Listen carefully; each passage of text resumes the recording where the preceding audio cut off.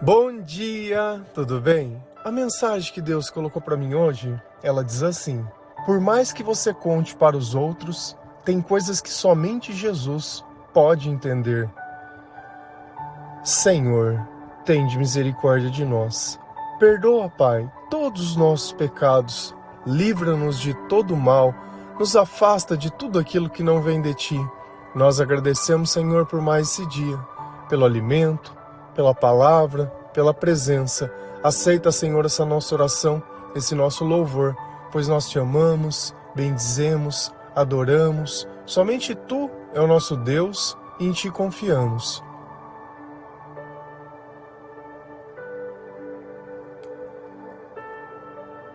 Por mais que nós gostamos, às vezes, de falar com as pessoas, isso de alguma forma ajuda a entender os nossos sentimentos.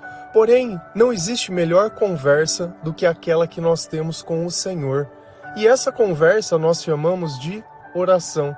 As pessoas elas podem até imaginar o que eu estou sentindo, mas somente Jesus, Ele tem a compreensão exata, porque é diferente de nós, que nos momentos de angústia, nos momentos de aflição, muitas vezes nós recorremos ao pecado para nos aliviar. Jesus ele não fez isso. Ele continuou fiel a Deus e a tudo aquilo que o Senhor nos ensina. Mas por muito tempo nós vivíamos na ignorância. Nós não entendíamos o que era o pecado, o que era essa batalha espiritual que acontece dentro da nossa mente, e vivíamos uma cruzada, procurando quem pudesse entender os nossos sentimentos. E quantas vezes eu não escrevia poesias por essa razão, porque eu acreditava que as pessoas elas não poderiam compreender tudo aquilo que eu estava sentindo, ou iriam diminuir a dor que eu sentia. Na verdade, toda dor que nós sentimos é da falta de Deus. O problema é que cada pessoa ela foi iludida de uma forma diferente. Então nós colocamos a culpa em pessoas diferentes, mas o sentimento é sempre o mesmo. É vazio, é solidão, é aflição, é dor, é choro, é lágrima, é dificuldade para dormir, dor de estômago, dor de cabeça. Então tudo isso se manifestando de forma negativa na nossa vida. E nós não entendemos o que está acontecendo. Às vezes achamos que é um médico que vai poder nos ajudar, ou é uma pessoa que nós temos que encontrar, ou vai ser uma boa conversa. Às vezes vem até alguém e nos diz um versículo da Bíblia, mostra alguma coisa na palavra, mas como espiritualmente nós estamos mortos, nós não temos fé em nada, aquilo não faz muita diferença. A oração ela até ajuda um pouco, você sente paz naquele momento, mas a partir do instante que você esquece aquele momento que aconteceu, parece que tudo volta. E assim nós vivemos um ciclo. Sempre um ciclo. E é engraçado quando, se eu falasse para você, olha, você pode ser feliz todos os dias. Ah, mas é impossível isso. Nós aceitamos ter depressão, que é a tristeza todos os dias a um ponto de não ter vontade de viver. Mas não cremos que Deus possa nos dar graça, que é a presença dele que nós possamos sentir amor, felicidade, paz, tranquilidade e autocontrole todos os dias. Veja que existe um problema na nossa fé. Por desconhecer a luz, nós achamos que a escuridão ela precisa fazer parte da nossa vida. E as coisas elas não precisam ser assim. Quando nós nos afastamos de Deus, os nossos pensamentos eles se tornam sombrios, assim como os nossos sentimentos. E só existe um que pode mudar isso, que é o Senhor. Se a gente vai lá no Salmo 6, versículo 2 a 6, a palavra do Senhor ela diz assim: tem compaixão de mim, pois me sinto fraco.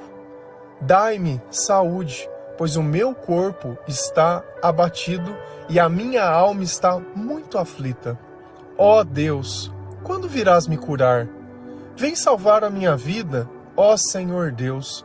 Por causa do teu amor, livra-me da morte, pois no mundo dos mortos não és lembrado, e lá ninguém pode te louvar.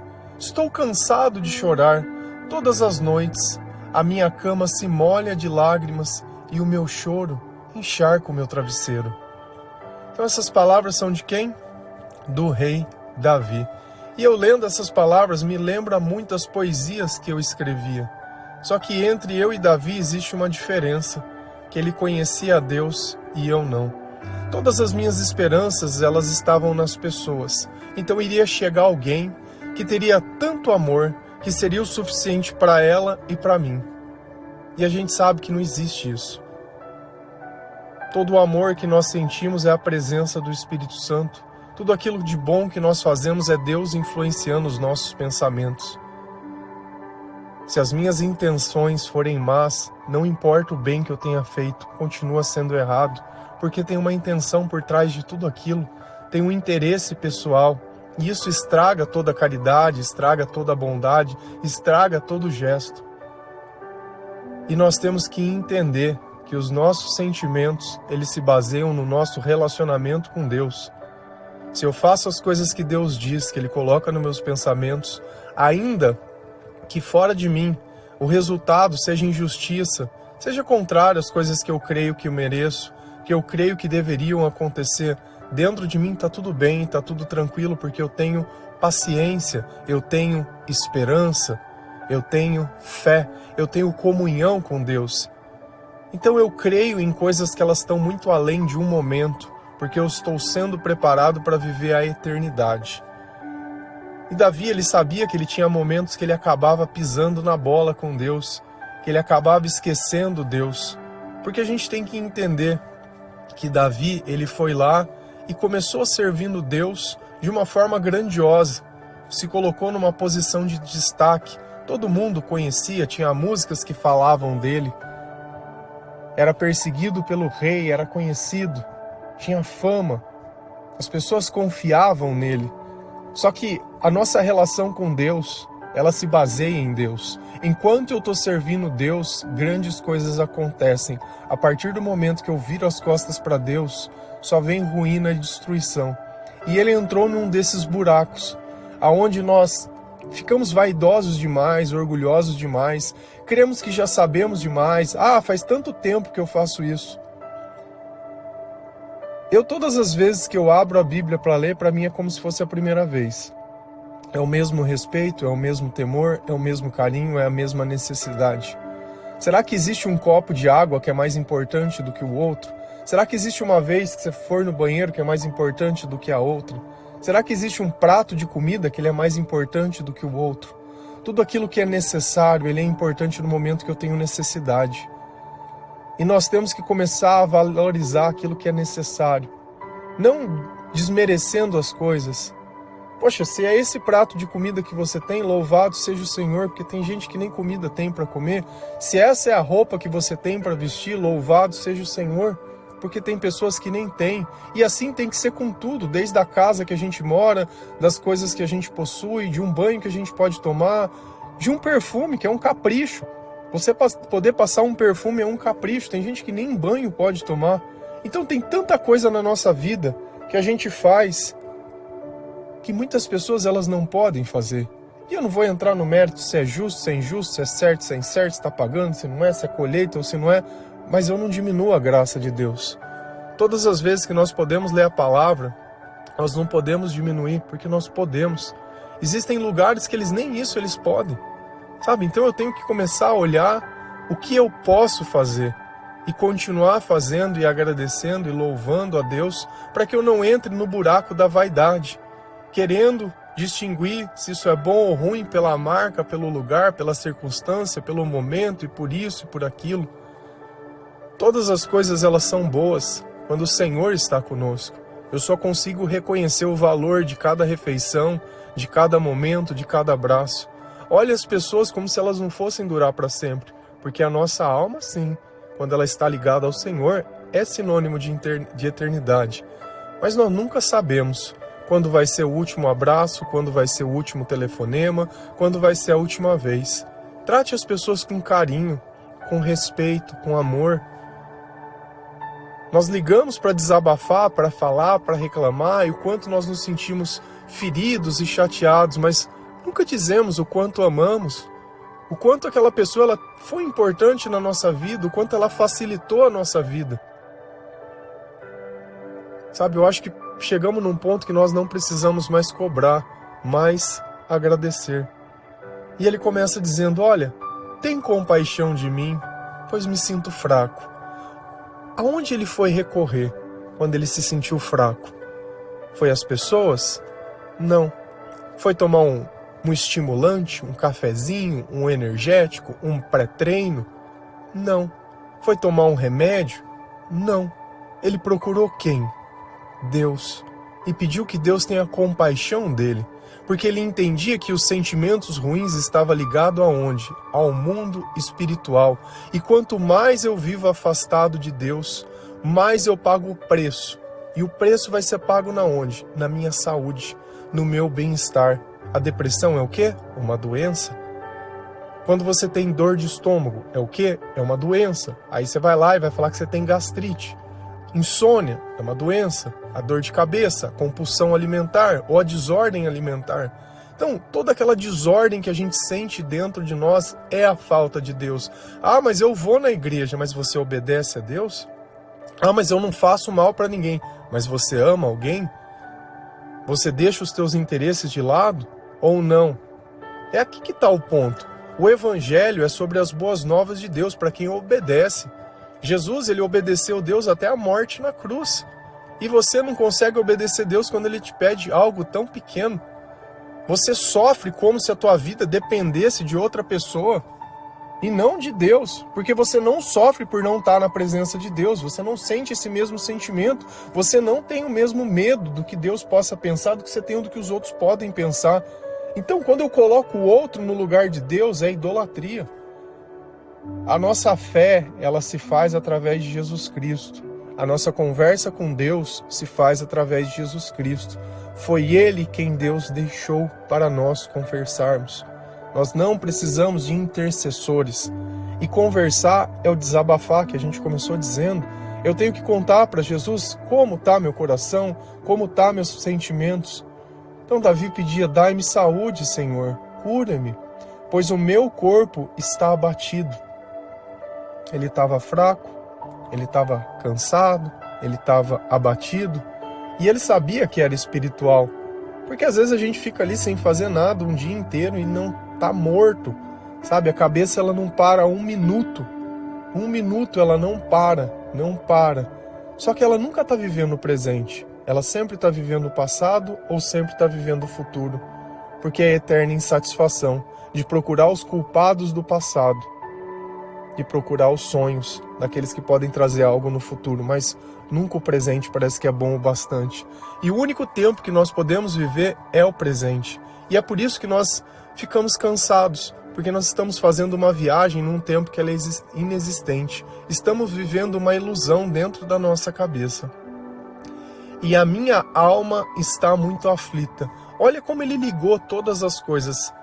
Ele olhou o corpo dele, ele entendeu o que estava fazendo, ele sentiu que aquilo estava somatizando dentro da saúde dele. Viu todos os sintomas que ele estava sentindo e concluiu uma coisa. A minha alma está aflita, o problema que eu tenho, ele é espiritual. Agora vamos pensar hoje em dia. Se uma pessoa ela chega relatando esse tipo de sentimento, eles vão pegar um livro e vão tentar encaixar você dentro de uma doença. E baseado nisso, algum propagandista vai ter convencido o seu médico que aquele dele é o melhor que existe no universo e ele vai ficar te dando de forma contínua. E a tua receitinha no teu CPF, a indústria recebendo e todo mundo bem. Ele não está preocupado com os sintomas. Pega o teu remédio, se você tomar algum remédio contínuo, olha a quantidade de efeitos colaterais que ele tem. Então, às vezes o teu estômago ele vai estar preso, às vezes você vai estar sentindo dor de cabeça, vai estar com formigamento, vai ter dificuldade para dormir, dificuldade de comer. Isso não está relacionado a você, está relacionado ao que você está tomando. Porque o remédio a gente compra efeitos, ele não vai curar o teu corpo, ele vai permitir que o teu corpo se cure naquele processo e você não sinta. Só que tem coisas que são incuráveis porque elas são espirituais. Então você vai fazer exame, vai fazer um monte de coisa e aquilo nunca vai sempre estar lá. E aí quando Jesus chega, tudo aquilo some. Eu falo isso por mim. Eu nunca recorri à medicina para tentar tratar a minha tristeza. Eu já tinha aceitado. Para mim, tristeza se curava na bebida, se curava na loucura, se curava no prazer. E tem muitos que vivem assim. E tem gente que não, que quer passar a síndrome do doente, do cuidado. E é bom, quando a gente é criança, se a gente está doente, o pai, a mãe, ele dá atenção. Nossa, está doente, você recebe coisa a mais, não vai na escola. Maravilha, mas e quando não tem ninguém para pegar quando você chora? E quando você é tão intragável, inamável, né? que ninguém quer ficar nem perto de você, nem se importa. E chega um ponto da vida que a gente está amargo desse jeito. A gente não quer estar nem perto. E Jesus ainda olha pra gente e fala, eu quero estar perto de você. Eu quero mudar isso que você está sentindo. E Davi, ele chegou nesse ponto. Ele falou, minha alma está aflita, está doendo. Ó Deus, quando virá me curar? Ele sabia que só Deus podia resolver aquele problema. Vem salvar a minha vida, ó Senhor Deus, por causa do teu amor, livra-me da morte. Você vê que não é por merecimento que nós oramos para Deus. É pelo poder que Ele tem, é pelo amor que Ele tem. É por quem Ele é, pela sua misericórdia, pela sua compaixão. É por isso que nós nos voltamos para o Senhor. Você entende que Ele está dizendo? Tudo aquilo que Ele está sentindo, Ele está admitindo. Eu sozinho eu não consigo. Sozinho eu não tenho força. Sozinho eu não sou ninguém. Eu reconheço que quando nós enfrentamos o Golias, quando nós fizemos isso, porque se a gente entra no campo da vaidade do eu, quando eu fiz, quando eu lutei, quando eu passei, certamente que todas essas dores elas estarão no seu corpo, porque você está roubando a glória de Deus. Pois no mundo dos mortos não és lembrado e lá ninguém pode te louvar. Olha que coisa interessante. Não existia Jesus no tempo de Davi. Então, para eles, não existia a ressurreição. Eles falavam de forma meio aleatória sobre isso, mas eles não entendiam. Porque a chave que abre o Antigo Testamento é Jesus Cristo. Por isso eu falo, leia primeiro o Novo, para você poder entender o Antigo. Porque tem coisas que eles vão citar. Olha na cabeça dele. Existia o mundo dos mortos, beleza? E ele sabia que lá não ia ter mais louvor. Lá ia separar. Isso é uma verdade. Porque enquanto não vier a segunda vez de Jesus, aqueles que morreram na esperança, eles vão estar lá esperando Jesus, ele ressuscitar, ele voltar a segunda vez. Então existem coisas que precisam acontecer. Quando a gente morre, a gente já não vai para o céu direto. E tá tudo bem também, tá todo mundo junto, tá todo mundo esperando, e tá como se estivesse todo mundo dormindo. Quando você dorme, você não vê nem o tempo passando, você não vê nada. Quando você acorda, já se passou X horas. Estou cansado de chorar. Todas as noites, a minha cama se molha de lágrimas. Eu vivia exatamente isso. Todas as noites. Claro que eu não chorava todas as noites, mas triste eu ficava. E eu sentia às vezes uma revolta quando eu escrevia, porque eu sempre estava relatando os meus sentimentos, eu sempre estava descrevendo aquilo que estava passando na minha cabeça e o que eu estava sentindo. Então, se na minha poesia falava que eu estava chorando, é porque eu estava chorando mesmo. E eu olhava às vezes outros autores e eu falei, esse pessoal eles escrevem imaginando histórias e contando, tipo como se fosse uma ficção, e eu aqui, escrevendo com lágrimas, escrevendo com dor, com indignação, com ignorância, porque eu não tinha sabedoria nenhuma, escrevendo com a minha morte espiritual, com a minha vontade de não mais estar vivo. E aí você lê e fala, poxa, ele também sentiu as mesmas coisas. Todas as noites a minha cama se molha de lágrimas e o meu choro encharca o travesseiro. Talvez essa seja também a sua realidade, que você fica aí questionando as coisas. E nós temos que chegar diante de Deus e nos apresentarmos, não como vítimas. Nós não temos que orar para Deus pedindo pessoas, mas nós temos que orar para Deus pedindo misericórdia, para que Ele nos mostre tudo o que nós fizemos. Porque normalmente tudo aquilo que nós colhemos é aquilo que nós plantamos. E quando não é desse jeito, algo bom que nós encontramos, é graças a Deus, é graças à misericórdia de Deus. Então olha como os nossos sentimentos eles podem viver de forma perturbada. E as nossas orações elas podem ser sinceras e o nosso entendimento. Então tudo isso que você hoje passa, muitas vezes vivendo à base de remédios, vivendo à base de terapias e à base de tudo isso, é uma falta de relacionamento com Deus. Mas aquele relacionamento de verdade, de todo dia, de abrir a palavra de Deus dentro da nossa casa, de orar, de louvar, não com um horário fixo, eu vou, eu sou, não, você é cristão. A palavra é a tua guia, o Espírito Santo é o teu remédio, é isso. Não é nada além disso, é só isso. Se a gente continua lá em Hebreus 4, versículo 13, 15 e 16, a palavra do Senhor diz assim: não há nada que se possa esconder de Deus. em toda a criação, tudo está descoberto e aberto diante dos seus olhos. E é Ele que todos nós teremos de prestar contas. O nosso grande sacerdote não é como aquele que não são capazes de compreender as nossas fraquezas. Pelo contrário, temos um grande sacerdote que foi tentado do mesmo modo que nós, mas não pecou. Por isso, tenhamos confiança e cheguemos perto do trono divino, onde está a graça de Deus. Ali receberemos misericórdia e encontraremos graça sempre que precisarmos de ajuda. A carta de Hebreus não fica claro quem escreveu. Alguns dizem que foi Paulo, outros dizem que foi Apolo, outros dizem que foi Barnabé, então não se sabe. Mas tudo bem. Não há nada que se possa esconder de Deus. Aqui nós voltamos de novo naquela ideia que nós temos de escuridão. Se eu apagasse todas as luzes da cidade e já não tivesse mais nenhuma estrela no céu e nós estaríamos em escuridão completa, ninguém poderia ver nada. Então pensa que nós estamos dentro de um galpão, dentro de um barracão onde todas as portas, todas as janelas, tá tudo. Não entra uma frestinha de luz em nada. Não tem um LED aceso, não tem um celular, não tem nada. Está em completa escuridão. Nós não podemos ver nada do que está acontecendo. Se tivesse 10 pessoas dentro daquele lugar, as 10 também não poderiam se ver umas às outras. Poderiam se ouvir, poderiam se tocar, se encontrassem, mas não saberia o que uma está fazendo, o que a outra está fazendo, nem nada, ao menos que tivesse uma manifestação sonora. Então a escuridão, de alguma forma, ela nos esconde também.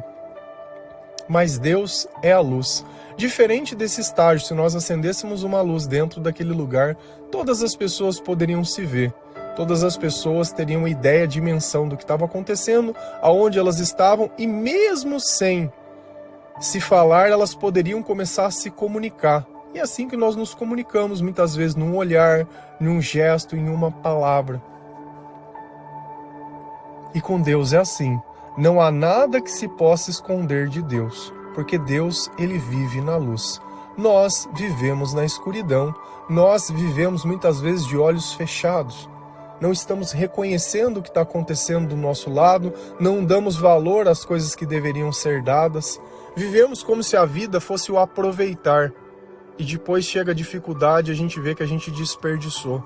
Então tudo que nós temos que zelar. Nós temos que cuidar e usar com sabedoria. Porque senão amanhã pode faltar. E não porque Deus não tinha dado o suficiente, mas porque você gastou mais do que deveria. E aí nós voltamos também na parábola do filho pródigo, onde ele recebeu a herança do pai e foi para o mundo e gastou tudo. E aí quando ele olha para a casa do pai e lembra que lá ele tinha tudo, que até os empregados dele tinham mais do que ele tinha naquele instante, que ele comia a lavagem dos porcos, ele fala, não, eu vou voltar para o meu pai e eu vou pedir desculpa. E assim nós também temos que voltar para Deus. E quando Deus acender aquela luz, nós vamos olhar a sujeira que nós fizemos dentro daquele lugar.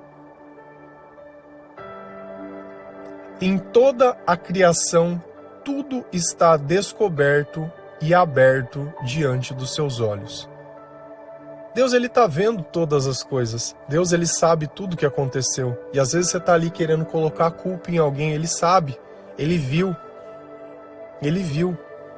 Talvez para os outros você consiga enganar, você consegue se vitimizar, você consegue fazer um drama, né? Consegue muitas vezes tentar colocar medo. Ah, se você não fizer isso por mim, eu vou tirar a minha própria vida. Se não for desse jeito, faz chantagem, eu vou te deixar. Olha, se não for assim, você vai ver só. Você acha que é desse jeito que nós estamos agradando a Deus? Você acha que nós precisamos chegar a esse ponto das coisas? Será que o nosso relacionamento com Deus está coerente, se isso é uma opção? Se eu faço as coisas com raiva, se eu faço as coisas para prejudicar as outras pessoas, para atacar. Quando um casal passa a separação, que eles têm filhos, estão tão cegos querendo atacar um outro que eles esquecem as crianças.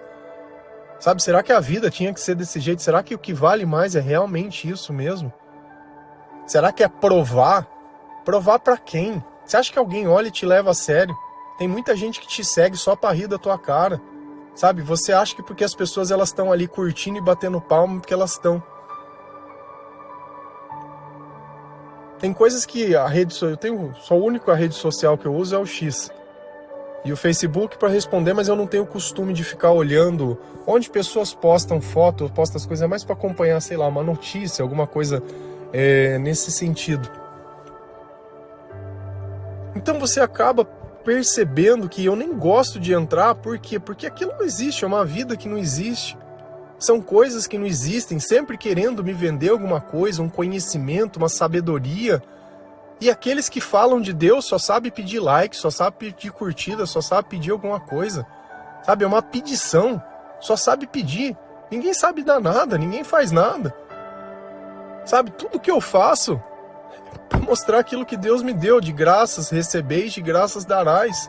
Mas eles não dão nada de graça, não tem nada. Nada. E Deus está vendo todas essas coisas. E todos nós teremos de prestar contas para Deus. Todos nós vamos ter que prestar contas para Deus.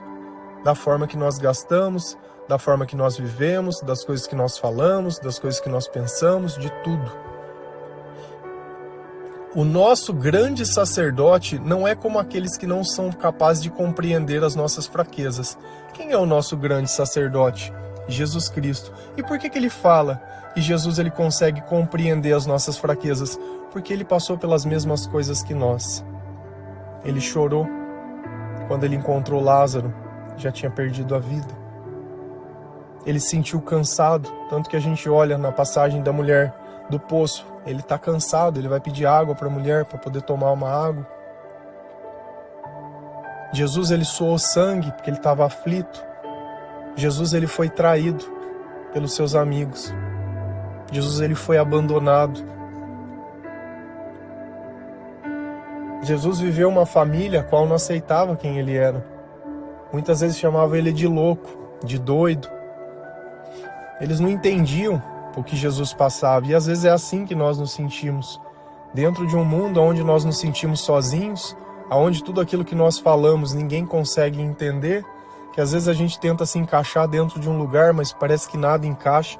Parece que a gente não é daqui. Esse era o sentimento que eu tinha de não me pertencer a lugar nenhum. E hoje eu me sinto parte de algo, graças à palavra de Deus.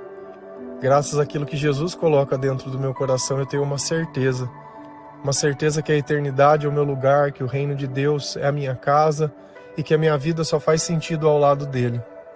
Então ele compreendeu através das fraquezas também. Pelo contrário, temos um grande sacerdote que foi tentado do mesmo modo que nós, mas não pecou.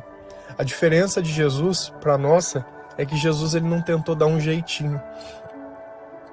Ele buscava sempre a Deus.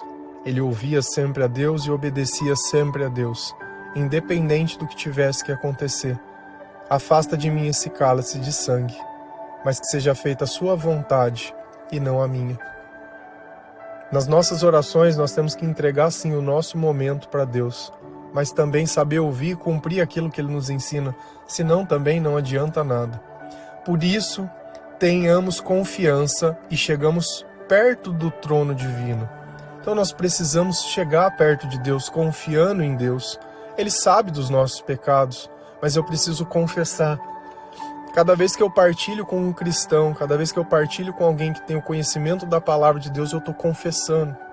Eu estou mostrando para Deus que eu tenho entendido o que tem acontecido, que a palavra de Deus é a verdade e que nós temos dado atenção àquilo que Deus tem nos proposto e àquilo que Ele nos tem ensinado, e é por isso que os nossos sentimentos têm sido mudados, por isso que o nosso corpo ele tem sido sarado, por isso que nós não estamos mais tristes, por isso que o nosso travesseiro ele não tem amanhecido mais molhado.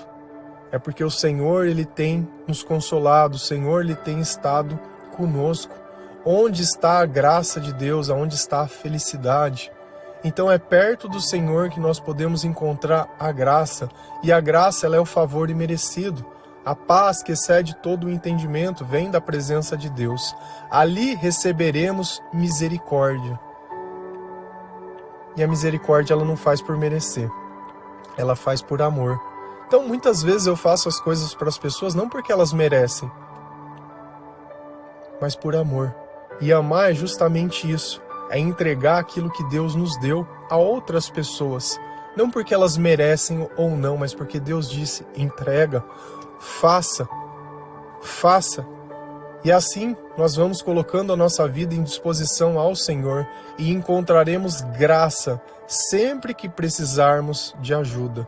Sempre que eu reconheço que o meu cansaço, que a minha miséria, que a minha aflição, que a minha tristeza e que a minha dor é a falta de Deus. E eu me achego perto do Senhor através da oração, confessando os meus pecados, confessando as minhas faltas, não colocando a culpa nos outros, não com raiva, nem com ódio, nem com reclamações, mas mostrando para o Senhor a nossa liberdade. Ele nos ajuda. Pode ter certeza que Ele nos ajuda. A cada oração que você faz, você já recebe um milagre dentro de você, que é a paz do Senhor. E cada vez que você faz mais isso, cada vez que você lê a palavra, cada vez que você ouve louvores, isso fica cada vez melhor. Então, por mais que os outros não possam te entender, cada vez que você desabafa, pode ter uma certeza, Jesus, Ele te entende. Cada lágrima,